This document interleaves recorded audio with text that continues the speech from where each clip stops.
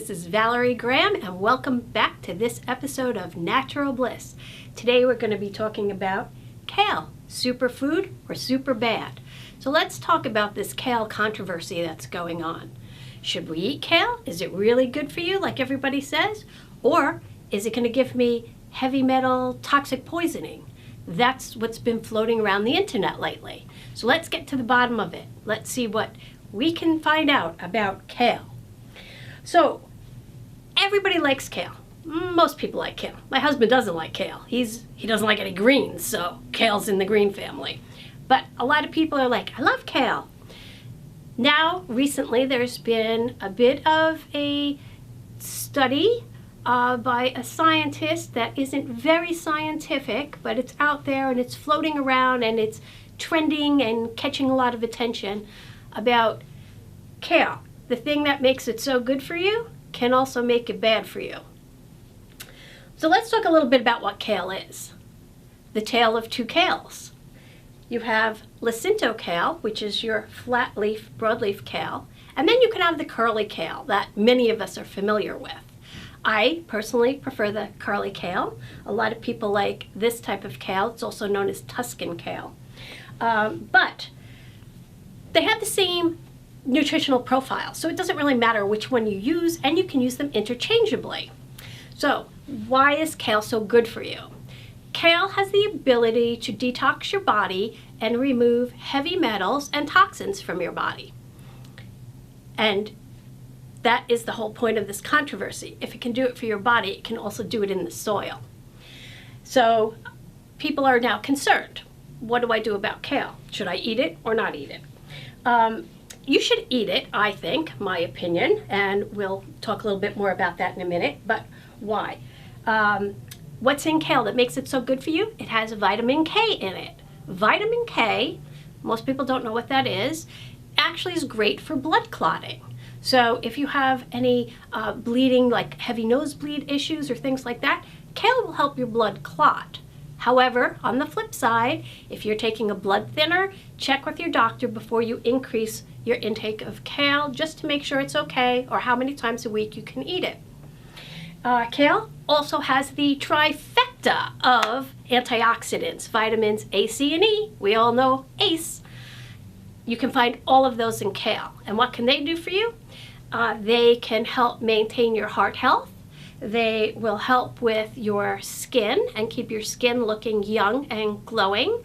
They can also help with strokes and with actually help increase your insulin ability, helps as an immune booster to your body. Just like chocolate, kale can curb your appetite. So we've learned that kale's good for you from a number of different points. It also has carotenoids, which is what gives carrots and gold and orange vegetables their color. And it has flavonoids, and we learned about flavonoids last time from chocolate, which has a lot of flavonoids. They can help decrease your risk of cancer. So we have a whole host of things that are wonderful in the kale family. So what's this all about? Why would I maybe not eat kale? Well, theoretically, if you grow kale in the ground and your groundwater or your ground soil is contaminated with heavy metals, just like it does in your body, kale is going to absorb them. Then it's going to enter your bloodstream and you're going to have heavy metal poisoning. Is that true or not true? I vote on the not true side. I did my research, and what I found out was in order for someone to get that, this kale would have to be grown in a farm or in soil that is so massively contaminated with thallium, the heavy metal that everybody's talking about. And then you would have to eat pounds and pounds and pounds of kale a day in order to get that into your bloodstream and to actually have any side effects to that. So is eating kale good for you? Yes, it is. Do the benefits outweigh the hype around how bad kale is? Yes, I think they do. So eating kale in normal soil will be fine. You won't have a problem, and if you're worried about it, buy organic kale. Also, if you just make sure you wash it. If you're really concerned, wash your kale well in soapy water. When you bring it home from the market, don't wash your kale right away. You want to wash it as you use it because that's going to help maintain all those nutrients and vitamins that we just spoke about. So store it in a plastic bag in your refrigerator. I use those green Debbie Grocer bags, whatever they are, that let the gases escape, so it keeps your kale fresher longer. Kale stay about 5 days in your refrigerator. Wash it right before you're going to use it.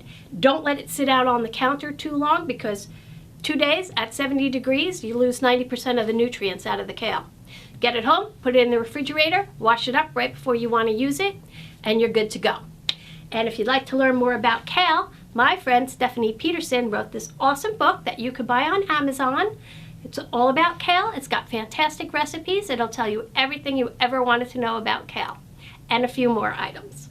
So find Stephanie's book and purchase kale and eat kale, and you'll have a great, healthy lifestyle. Kale 2 to 3, 4 times a week gives you everything you need to keep you young and healthy and heart happy.